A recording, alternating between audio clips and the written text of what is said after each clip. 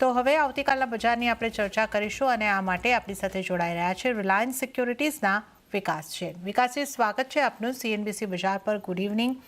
અને જે રીતે આપણે ઉલ્લેખ કર્યો, પાછલા બે માર્કેટ સેશનમાં બજારે મજબૂતી બતાવી હતી, પરંતુ આજે આપણને ફ્લેટ ટુ નેગેટિવ જેવા ક્લોઝ થતા દેખાયા છે.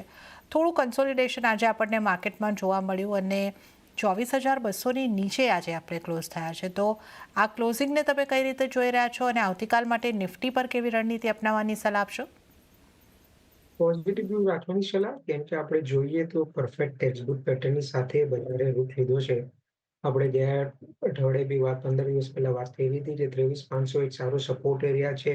200 ડે એવરેજ છે. 19.5 ટાઈમ્સ વેટેડ પી ફોરવર્ડ અર્નિંગ્સની ઉપર બી વેટ કરી રહ્યું છે. તો સારું સ્ટ્રોંગ સપોર્ટ એરિયા છે. એ પરફેક્ટ લેવલથી બજારે બાઉન્સ લીધું છે. No doubt multiple events breakout થયા અને ફેવરેબલ આવ્યું ઇલેક્શન્સ આઉટકમની સાથે. તો આ આપણે ઝડપથી તેજી જોઈ 2 દિવસમાં. તો એ 2 દિવસમાં આજે કન્સોલિડેશન થઈ રહ્યું છે. બટ અગેન 24,000 24,050 એક સ્ટ્રોંગ સપોર્ટ એરિયા છે. આપણે આજની કેન્ડલ જોઈએ તો ઇનસાઇડ રેન્જ છે પ્રીવિયસ ડેના કેન્ડલની સાથે. પણ જે હિસાબે બ્રોડર બેસિસ પર માર્કેટ મોમેન્ટમ પોઝિટિવ છે. ઇન્ડિવિજ્યુઅલ સેક્ટર્સ રોટેટ થઈ રહ્યા છે. આજે જોઈએ તો FMCG લીડ થઈ રહ્યું છે, મીડિયા લીડ થઈ રહ્યું છે. એ પોઝિટિવ વ્યૂ રાખવાની સલાહ. કરંટ મોમેન્ટમમાં મે બી આપણે 24,500 સુધીનો એક મૂવ આપણે જોઈ શકશું આવતા અઠવાડિયા સુધી.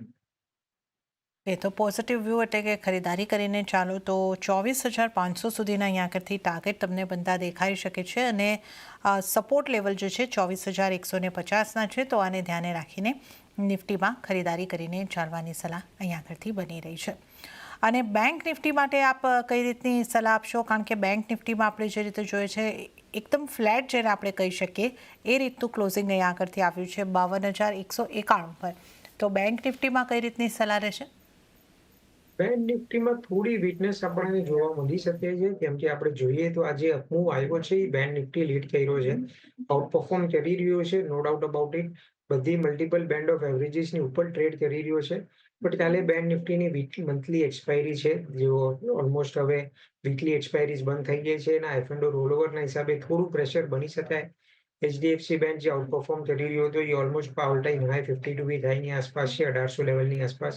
But second round of private banks આપણે જોઈએ તો એક્સિસ બેંકમાં અંડર પરફોર્મન્સ છે, કમ્પેરેટિવલી કોટક બેંકમાં અંડર પરફોર્મન્સ છે. એટલે મે બી બેંક નિફ્ટી એક સાઇડવેઝ મૂવ બને, મે બી એ ડિક્લાઇન આવે નિયર ટુ 51,600 51,700, જે કે એનું પ્રીવિયસ બેન્ડ છે અને સપોર્ટ એરિયા છે 100 ડે એવરેજનો. ત્યારબાદ વિઝિટ કરવાની સલાહ. તો 300-400 પોઈન્ટનો કરેક્ટિવ એક્શન આવે ત્યારબાદ બાય કરવાની સલાહ રહેશે. હાયર સાઈડમાં પોટેન્શિયલ ટાર્ગેટ બનશે 52,800. ઓકે, તો અત્યારે થોડી રાહ જોવાની છે. ઘટાડે ખરીદી કરવાની સલાહ છે. 51,600ની આસપાસ તમને મળે છે, ત્યારબાદ તમે અહીંયા આગળથી બેંક નિફ્ટીમાં ખરીદારી કરો અને ત્યારબાદ 52,800ના ટાર્ગેટ જે છે એ તમને બનતા દેખાઈ શકે છે. તો અત્યારે થોડી રાહ જોવાની સલાહ છે અને એક ઘટાડા બાદ ખરીદી કરવાની સલાહ બનતી દેખાઈ રહી છે બેંક નિફ્ટી ઉપર. તો આપણે વિકાસજીની નિફ્ટી બેંક નિફ્ટીની સ્ટ્રેટેજી કઈ રીતની હોવી જોઈએ એની અહીં આગળથી ડિટેલમાં ચર્ચા કરી છે. હવે અન્ય નિષ્ણાતો કઈ રીતની સલાહ અહીં આગળથી આપી રહ્યા છે એના ઉપર આપણે જો નજર કરી લઈએ તો આનંદ રાઠી સેલ્સના જીગર પટેલની કઈ રીતની સલાહ છે. એમણે નિફ્ટીના ફ્યુચરને બાય કરવાની સલાહ આપી છે. 24,150થી 24,200ની વચ્ચે ખરીદી શકો છો. ટાર્ગેટ તેઓ જોઈ રહ્યા છે 24,500નો અને સ્ટોપ લોસ 24,000નો રાખવાની સલાહ આનંદ રાઠીના જીગર પટેલ તરફથી. હવે આપણે નજર કરીએ JM ફાઇનાન્શિયલ્સના અવની ભટ્ટની કઈ રીતની સલાહ છે. એમણે નિફ્ટીનો 28 નવેમ્બરનો 24,300નો કોલ 65થી 67ની વચ્ચે ખરીદવાની સલાહ આપી છે.